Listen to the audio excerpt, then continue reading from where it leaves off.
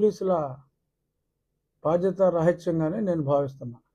డెఫినెట్గా ప్రభుత్వంలో ఉన్నారు. ఇప్పుడు ప్రభుత్వానికి ఆ విజయపాల్ అనే వ్యక్తిని పట్టుకోవడం అనేది పెద్ద విషయం కాదు. డెఫినెట్గా కాదు. దీంట్లో పోలీసుల పాత్ర ఎక్కువ ఉందని మీ భావన అంటారా? అది మేము అలా గుర్తించచ్చా సార్? అలాగే నేను గుర్తించా. డెఫినెట్గా అతని ఇంటికి వెళ్ళి చూసి వచ్చేస్తే దొరుకుతాడండి. అంటే అమాయకుడా కోర్టులో బెయిల్ కోసం తిరుగుతా ఇంటికి వచ్చి కూర్చుంటాడండి? కూర్చోడు కదా, ఎత్తగాలి. ఎక్కడున్నాడు, వాళ్ళకి కావాల్సిన వాళ్ళ ఫోన్లు చెక్ చేయాలి. ఎవడో ఒకరితో ఏదో నెంబర్ నుంచి మాట్లాడతాడు. వాళ్ళకి కావాల్సిన 10 మందిని ఐడెంటిఫై చేసి అతనికి వచ్చిన ఫోన్ కాల్స్ వెరిఫై చేసి పట్టుకోవాలండి. ఎంతసేపు 10 నిమిషాల్లో పట్టుకోవచ్చు. కానీ మరి దొంగ పోలీస్ ఆటలాగా ఉంది అది. అతను ఇంకా దొరకపోవటం అనేది చాలా ఆశ్చర్యం. సరే, అతనంటే సర్వీస్ నుంచి రిటైర్ అయ్యాడు కాబట్టి సస్పెండ్ అయితే ఇట్ ఈస్ మీనింగ్లెస్. కానీ ఇప్పుడు పివి సునీల్ కుమార్ పేరు ఎఫ్ఐఆర్లో స్పష్టంగా ఉంది. అదేమి జత్వానీలాగా మొన్న కంప్లైంట్ ఇస్తే నేను ఎఫ్ఐఆర్ కట్టిన కేసు కూడా కాదు. 30 రోజుల సమయం తీసుకునే ఎఫ్ఐఆర్ కట్టారు. కొంత ప్రిలిమినరీ అవగాహనకు వస్తేనే ఎఫ్ఐఆర్లో పేర్లు చేరుస్తారు. మరి ఇంకా సునీల్ కుమార్ని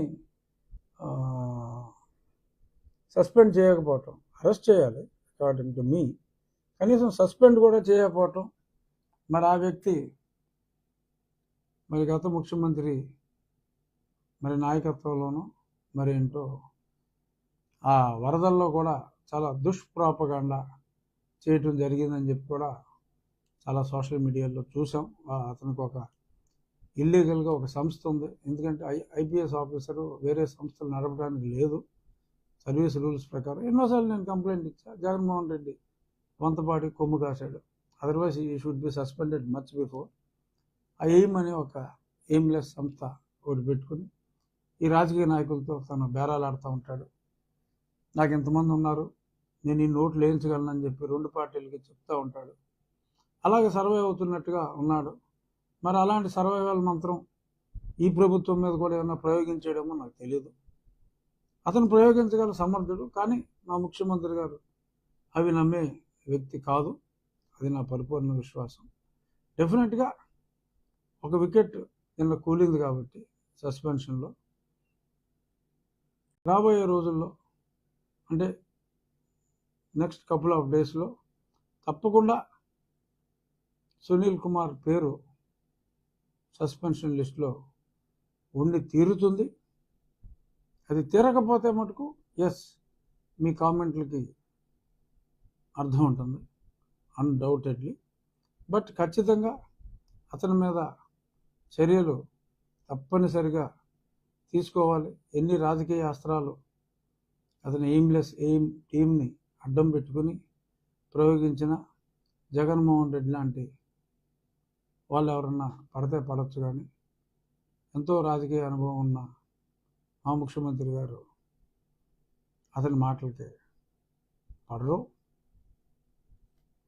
ఇక కొంతమంది ఏమిటి అతని క్యాస్ట్ని కానీ అతని రిలీజియన్ని కానీ చూసి భయపడుతున్నారా ఈ రాజకీయ నాయకులను కూడా కొందరు నన్ను ప్రశ్నించడం జరిగింది.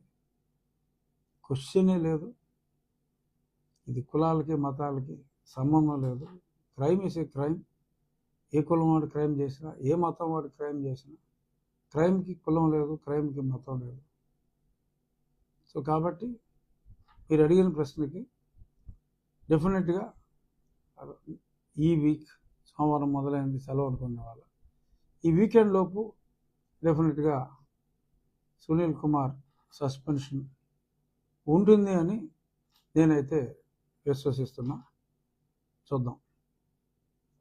సార్, ఆంజనేయులుకి అమ్మాయిలు కనిపిస్తే చాలు అమ్మాయిలు చాలా వేధింపులు గురి చేసేవాడని సిపిఎం నాయకులు మా డిబేట్లో కూడా మాట్లాడడం జరిగింది. ఏబిఎన్ డిబేట్లో అవును, ఎవరో చెప్పారు నాకు, నేను చూడాల మిస్ అయ్యా. జగమెరిగిన బ్రాహ్మణుడికి జంజమేళ. పిఎస్ఆర్ ఆంజనేయులు గారి గురించి ఆయన వర్క్ చేశారు. విజయవాడలో చేశారు, గుంటూరులో చేశారు, కర్నూలులో చేశారు, ఖమ్మంలో చేశారు. ఎస్, అందుకనే నేను పెద్ద కామెంట్ చేయను. అప్పట్లో ఉన్న న్యూస్ పేపర్లో కొన్ని చదివితే ఇదే భావన ఆ కమ్యూనిస్ట్ నాయకురాలు గారికి కూడా వచ్చుండొచ్చు. సో ఆల్రెడీ సస్పెన్షన్లో ఫ్రస్ట్రేషన్లో ఉన్న వ్యక్తి మీద ఇంకెంతకు మించి కామెంట్ అనవసరం. డెఫినెట్గా అటువంటి ఆరోపణలు గతం నుంచి ఉన్నాయి, ఎక్కడ పనిచేసినా కూడా ఉన్నాయి. చూద్దాం.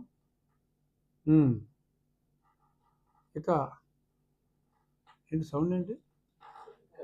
కేబుల్ దీనికి సంబంధించింది ఆ. సార్. ఇంకా కొన్ని